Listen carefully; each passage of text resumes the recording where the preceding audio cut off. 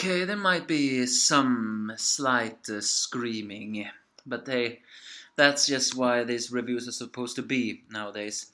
They're to be nothing more than screaming. However, I will say, Uda, this is extremely dangerous. The one thing I will not complain about this chapter on is the freaking motherfucking front page. When that happens, that is actually bad news. But that's the thing. I'm actually glad about the cover story for one of those times now.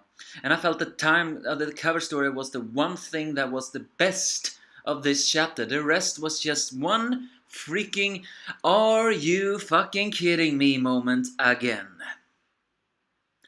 Yes, the Angry Anime Fan to bring you One Piece chapter 901.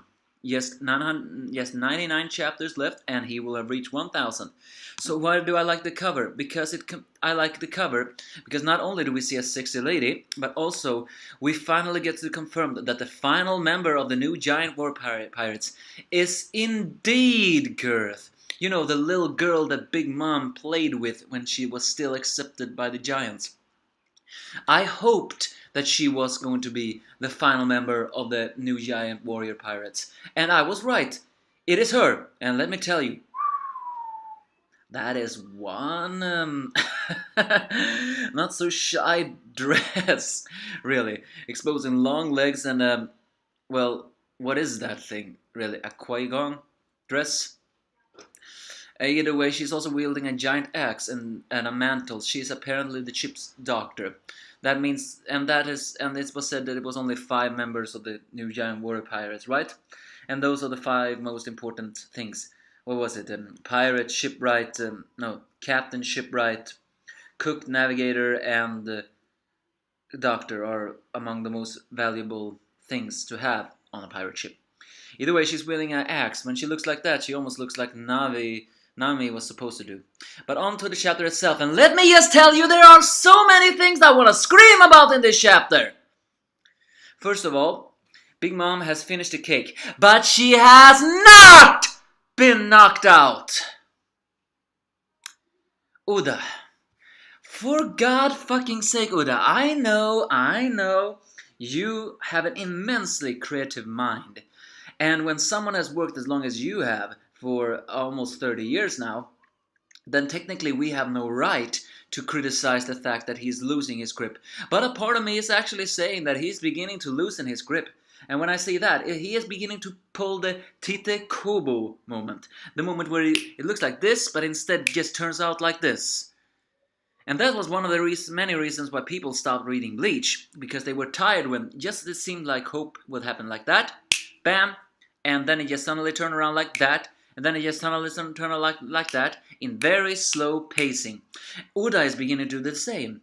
And he has also introduced so many things in this arc that he hasn't solved. Uda is the man who always solves things. And yet for some strange reason he hasn't yet. That is not his shtick.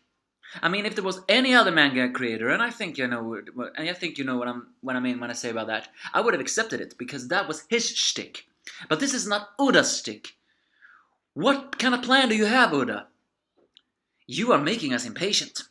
So that's one of my first concerns, that Big Mom is not knocked out by the cake. So I just goddamn better pray that the cake, even though it has now been devoured, hasn't fully, served its purpose. Second of all, yes, it turns out there wasn't the Thousand Sunny that the Big Mom Pirates blasted, which was good. It would have been a huge upset if that was true! However, the bigger upset is that when the Charlotte siblings see that, we see a familiar face. We see Charlotte Moscato. What? Last time we saw him, he had freaking 50 years worth of lifespan pulled out of him! Are you telling me he's still alive? Or is that just somehow his twin brother, because Big Mom have a lot of twins and triplets as children? So I'm just saying, huh? How the hell is Moscato still alive if that really is him? Uda, You can't just do this to us and leave us hanging. It will make us upset. Give us a reason first. In fact, they even said Moscato was dead. So what? Is this meant to explain that if someone do take the lifespan of someone who has lost them and inject it back into that person will still be revived? Because if it is like that, then technically Pedro should also be, revived if that happens. Is that what this thing is doing? Or again, is that not Moscato, but a twin brother? Who cares? Either way, it was the Sun Pirate ship. And for some strange reason, that ship turns out to be the one built by Fisher Tiger himself. I'm saying strange reason because the last time we saw that ship, one of those ships, it was supposedly destroyed when Fisher Tiger was, shooted down. So how the hell could Fisher Tiger have built this ship himself? Or did the Sun Pirates find it back or somehow? Well, either way, they sacrificed it for the greater good, so to speak. One sacrifice for another. In a way, that is sad. I mean, when I say sad, I do not mean sad like, oh, that's so pathetically sad. No, I mean it's sad because, well, you sacrifice one thing for another future. Either way, Wadatsumi pulls the Thousand Sunny ship down and into his mouth as they try to escape. But no. For some strange reason, Oven still managed to capture them by firing heat torpedoes in the fucking water. I know for a fact his power is heat and heat can travel in water, but I'm still so mighty upset by that. So either way, Oven is losing his shit as we see a flashback on when the Sun Pirates readied themselves. They knew they had to fight and they all suspected to die. However, they also said that someone had to live to tell the tale. Aladdin told them all that I won't blame anyone who escapes, but those want to stay prepared themselves. So they all decided to fight to give their boss and the Straw Hats a time to escape. In a way, I won't criticize that. No, I won't do that. That is actually very amazing, and that's true camaraderie for you all. Even Wadatsumi wants to do it because, well, he rejected times how the bad guy was under Van der Decken's time. So the Sun Pirates all appear from the ocean, as even Praline waves to her siblings, confirming her betrayal. As the Big Man Pirates fight them all, Aladdin briefly clashes with Oven. And that is good. Then suddenly, through all of this, Jinbei says, I can't leave them behind. And once again, Uda, you pull those moves again. I'm just saying, Uda. Can the Straw Hats just escape already? Why do you pull up these flags all the time? I mean, in a way, Jinbei not wanting to leave them behind is actually something I shouldn't be mad about, because that is true camaraderie. He suspected the Sun Pirates to leave, and they didn't, because they were true friends to Jinbei. And he did not want them to sacrifice their lives for him. That is one way why Jinbei has always been a great character in my book. Jinbei is extremely selfless and enormously kind. Although there's just one thing last I wonder about him that I probably will never find out. Jinbei is a great character in that. He is utter selfless. So it's understandable he do not want to leave them behind. But I'm still upset a little bit about that because, I mean,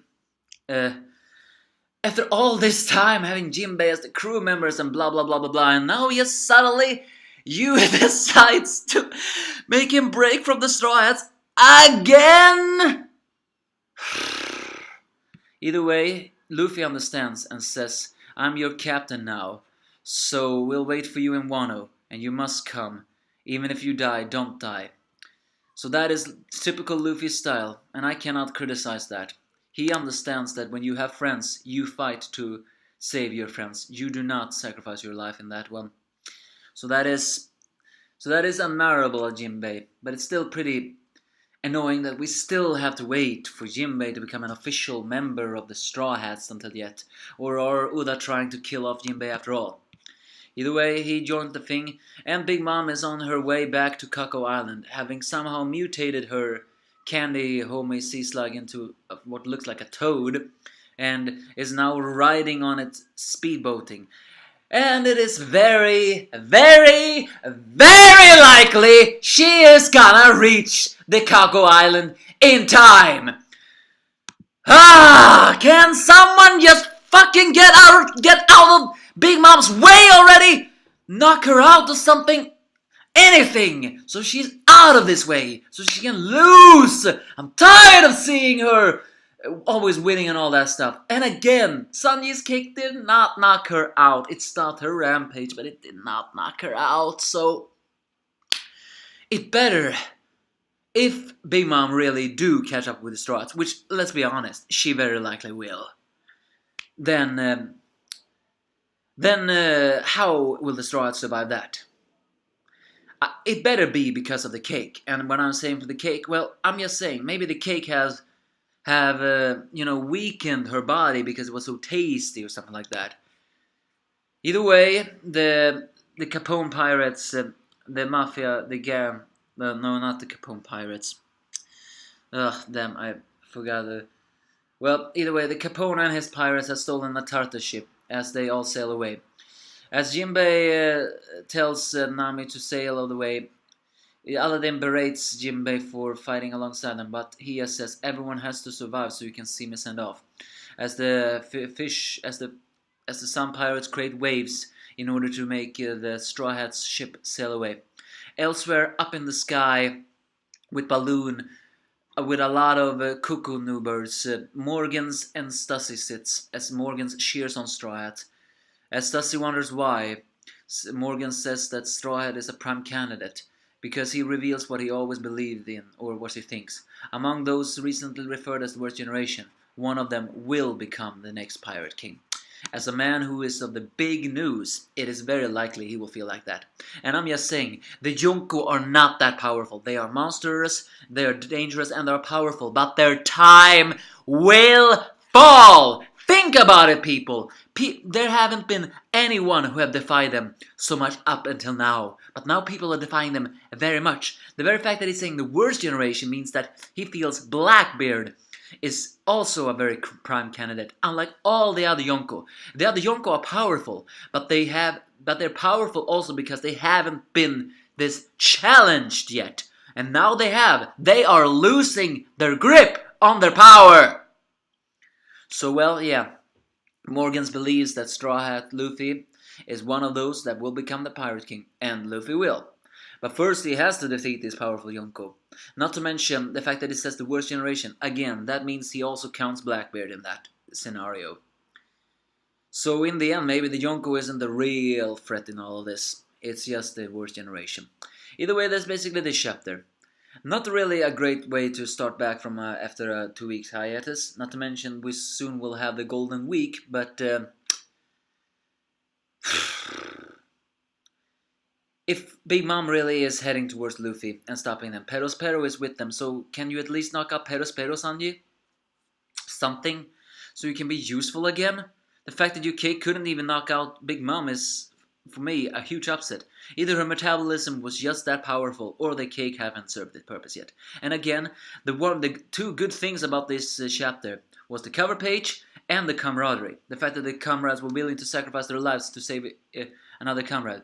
Those things are true friendship, and friendship is very rare to find in the real world, and I will never criticize that. Still though, once again, Jinbei leaves the Straw Hats to save his friends. Will he survive? Well, he better! So what awaits us now? Probably despair. Give me your thoughts if you have any.